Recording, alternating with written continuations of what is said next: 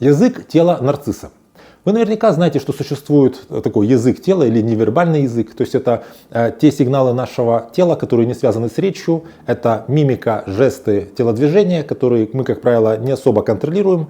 И по вот этому вот языку тела мы можем о человеке много чего узнать. В частности, мы сегодня поговорим о тех жестах, мимики и телодвижениях, с помощью которых человек может неосознанно показать, что у него есть достаточное количество нарциссических черт, чтобы вы уже смогли принимать решение, стоит ли вам с таким человеком общаться или не стоит, а если стоит, то в каком формате. Тут, как говорится, предупрежден, значит вооружен. Меня зовут Евгений Масеев, я психиатр и психотерапевт, и сегодня мы говорим с вами о языке нарцисса, о невербальных признаках нарциссических черт личности. Если эта тема вам интересна, ставьте обязательно лайк, подписывайтесь на мой канал, можете этим видео поделиться в своих соцсетях, и мы начинаем. Первая вещь, на которую мы обращаем внимание, это плотно сжатые губы. Когда человек сжимает губы, причем это ненадолго, как правило, это означает, что человек пытается что-то утаить, либо это еще также жест презрения. Предположим, вы спрашиваете у человека: мы с тобой увидимся на выходные? Нет, к сожалению, у нас не получится с тобой увидеться. В этот момент он подумал, что я не хочу вообще с тобой видеться, но поскольку он почему-то не может вам это прямо сказать, после того, как он разжал губы, он, собственно, говорит вам какую-то такую сентенцию, которая является вроде бы как уравновешиванием его этого нежелания с вами видеться. То есть, когда вам человек говорит после сжимания губ какую-то фразу, то это, как правило, неправда. Второй жест, на который мы обращаем внимание, это если человек резко увеличивает расстояние между вами, то есть вот вы стоите где-то, он взял на полшага отошел, или вдруг вот вы сидите где-нибудь там в ресторане, и он откинулся на спинку стула. То есть понятно, вроде ничего страшного, это не сильно такое увеличение большое расстояние, но всегда имеет значение контекст. Вообще в языке телодвижений всегда имеет большое значение контекст и имеет значение общая картина. По одному сигналу никогда нельзя вот как-то уверенно утверждать, всегда нужно смотреть в общем. Так вот, если вы спрашиваете, предположим, мужчину: расскажи мне о своих предыдущих отношениях, а он не может вам прямо сказать, что я не хочу об этом говорить. Он в такой ситуации отклонится и начнет вам что-то говорить, но из-за того, что вы видите, что он отклонился, вы можете, во-первых, сделать вывод, что ему неприятно об этом говорить, и во-вторых, о том, что он, возможно, врет. То есть, грубо говоря, если человеку неприятно говорить, то почему он продолжает говорить? Может быть, он не уверен в себе, может быть, он пытается вам что-то такое рассказать, что на самом деле не является правдой. То есть он отклонился, и означает, что он уже разговаривает с вами не искренне. Следующий жест, на который мы обращаем внимание, это частое моргание. То есть, когда ты с человеком разговариваешь, ты задаешь вопрос, и он начинает моргать, и отвечая, он, например, смотрит вот в точку и часто моргает.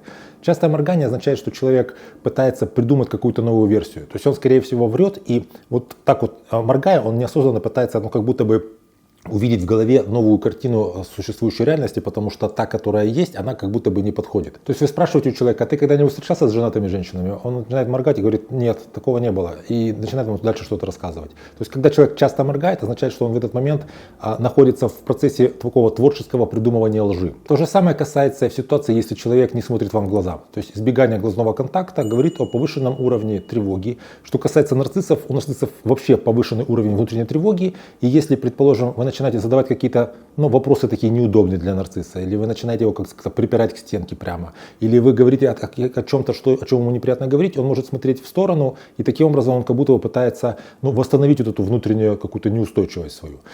Тут такую штуку важно понимать. В принципе, люди слишком пристально друг другу в глаза не смотрят. И если вы будете пристально смотреть человеку в глаза с целью, проконтролировать этот глазной контакт, вы таким пристальным взглядом можете, собственно, привести к тому, что человек отведет глаза. То есть тут вот какая штука. Опять же, памятуем, что изолированный какой-то сигнал, изолированный какой-то жест никогда нельзя анализировать, нужно анализировать в целом все жесты. Если вы пристально смотрите на человека с целью понять, отводит он глаза или не отводит глаза, то он отведет глаза, и отведет он глаза не потому, что он что-то скрывает, а потому что вы на него пристально смотрите. Также очень важно видеть в человеке элементы бегства или замирания.